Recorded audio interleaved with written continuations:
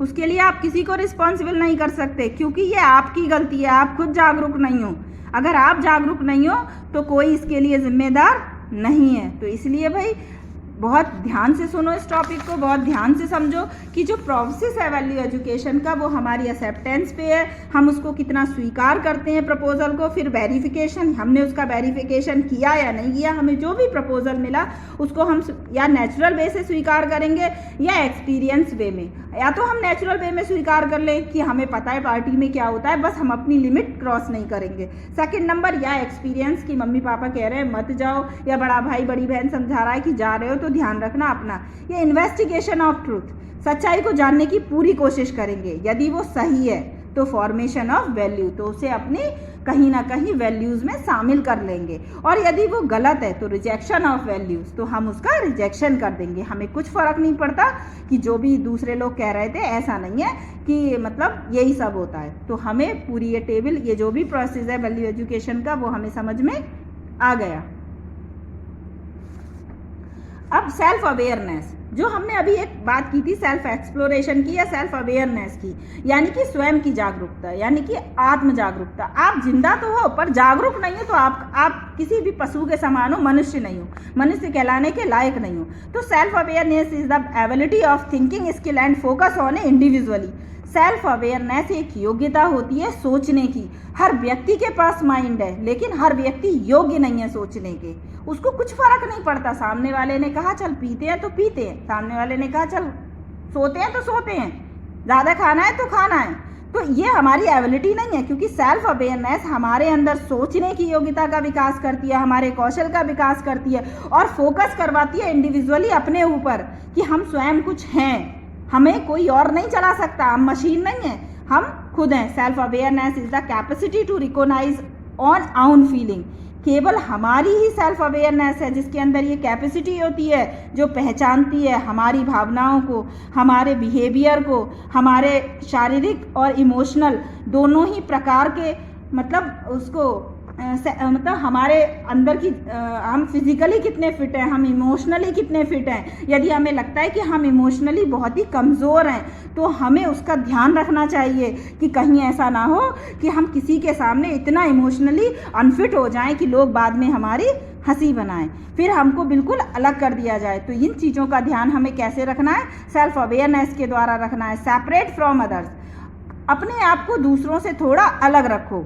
ये हमेशा ध्यान रखो कि हु एम आई, मैं हूँ कौन, और व्हाट डू आई वांट, और मैं चाहता क्या हूँ, वास्तव में मेरी नीड क्या है। व्हाट डू आई थिंक, मैं सोचता क्या हूँ, और हाउ आई फील, और मैं कैसे महसूस करता हूँ। तो इन 4 पॉइंट पे हमें लाइफ में, अगर हम ये 4 पॉइंट लेकर चलते हैं तो कभी भी हम किसी के भी हाथ की कठपुतली या पपेट नहीं बन सकते। इंपॉर्टेंस ऑफ सेल्फ अवेयरनेस, और इम्पोर्टेंस क्या है सेल्फ अवेयरनेस की? Its importance for child academic success. एक तो ये, जो बच्चा आत्म जागरूक है उसकी एकेडमिक सक्सेस के लिए किसी और को सोचने की ज़रूरत नहीं है। वो खुद सोचेगा कि मुझे डॉक्टर बनना है, तो वो सेल्फ अवेयर है, उसको अपने लक्ष्य का पता है, लक्ष्य भेदना कैसे है वो पता है, कितना पढ़ना है वो पता है, कितना बिगड़ना है वो पता है, कहाँ तक जाना है वो पता है, कहाँ रुकना है वो पता है, कितनी उसकी लिमिट है उसे सब पता है। हिज सोशल सक्सेस, देखो एक चीज़ ध्यान रखो, सोशल इमेज हमारी बहुत बड़ी, बहुत महत्वपूर्ण है हमारी लाइफ में, क्योंकि यदि हमारी सोशल इमेज एक बार खराब हो गई तो हम उसको कभी भी अच्छा नहीं कर सकते। बहुत सारे बंदे ऐसे हैं लाइफ में, ऐसे हैं दुनिया में, जो क्या कहते हैं बहुत सारे काम करते हैं लेकिन उनके बारे में किसी को नहीं पता होता है, और उनकी सोशल इमेज इतनी अच्छी होती है कि बंदा जो भी मिलेगा वो कहेगा बहुत, मतलब अच्छे वर्ड बोलेगा। लेकिन कुछ बंदे ऐसे होते हैं जो वैसे तो बहुत अच्छे हैं लेकिन उनकी सोशल इमेज इतनी ख़राब हो चुकी है कि उनके बारे में व्यक्ति कंफ्यूज रहता है कि मैं क्या बताऊं यार, पता नहीं, ऐसा तो नहीं था ये बंदा, बट अब सोशल जो इमेज है वो तो यही कह रही है। तो हमें अपनी सोशल इमेज पे कभी कोशिश करनी चाहिए कि हमारे किसी भी काम की वजह से हमारी सोशल इमेज गड़बड़ ना हो, क्योंकि हमारी सोशल इमेज हमारी सक्सेस पे बहुत ज़्यादा डिपेंड है, हमारी सक्सेस का रास्ता तय करती है। क्योंकि यदि हमारी सोशल इमेज गड़बड़ हो गई तो हमारे बहुत सारे रास्ते बंद हो जाएंगे। और सबसे पहले बिहेवियर और पर्सनालिटी में फ़र्क। बिहेवियर वो होता है जो हम जानते हैं हमारा व्यवहार कैसा है, क्योंकि एक कमरे के अंदर जब हम सोते हैं तो हमारा पैर कहीं होता है, हाथ कहीं होता है, ये हमारा बिहेवियर होता है। और हमारी पर्सनालिटी वो होती है जिसके बारे में दूसरे लोग बात करते हैं। और पर्सनालिटी टोटली डिपेंड होती है हमारी सोशल इमेज पे। तो सोशल जो इमेज है, जो सामाजिक आईना है, उसका विशेष ध्यान रखना है फॉर इमोशनल ग्रोथ। और किसकी वजह से ध्यान रखना है? क्योंकि हमारी इमोशनल ग्रोथ कितनी हो रही है। जो बंदा अंदर से वीक है, जो इमोशनली कमज़ोर है, वो कभी भी लाइफ में कुछ भी सक्सेस नहीं पा सकता। तो इसलिए हमें इमोशनली वीक नहीं होना है। टू नो आउन एबिलिटी, अपनी योग्यता को पहचानना है, अपने आप को पहचानना है कि हमारी योग्यता क्या है, हम क्या कर सकते हैं, क्या नहीं कर सकते हैं। जज आउन परफॉर्मेंस एंड बिहेवियर। और सबसे पहली बात है कि हमें अपनी परफॉर्मेंस खुद जज करनी है और अपने बिहेवियर को खुद जज करना है।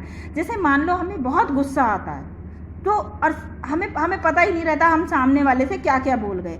अभी आप अपनी परफॉर्मेंस को खुद जज करिए कि यदि आपके साथ ऐसा किसी ने किया होता तो आपको कैसा लगता। तो शायद मैं भी करके थोड़ा थोड़ा करके आपकी जो वो इमेज है, जो आपकी जो आदत है, जो आपका बिहेवियर है, उस पर थोड़ा कंट्रोल हो जाए। तो हमें इन 4-5 चीज़ों का बहुत ध्यान रखना है कि हमारी सेल्फ अवेयरनेस की कितनी ज़रूरत है, कितनी महत्वपूर्ण है हमारी लाइफ में कि हमें सेल्फ अवेयर होना है। और सेल्फ अवेयर होने के लिए हमें 4 चीज़ें बहुत ज़्यादा ज़रूरी हैं। Who am I, what do I want, और व्हाट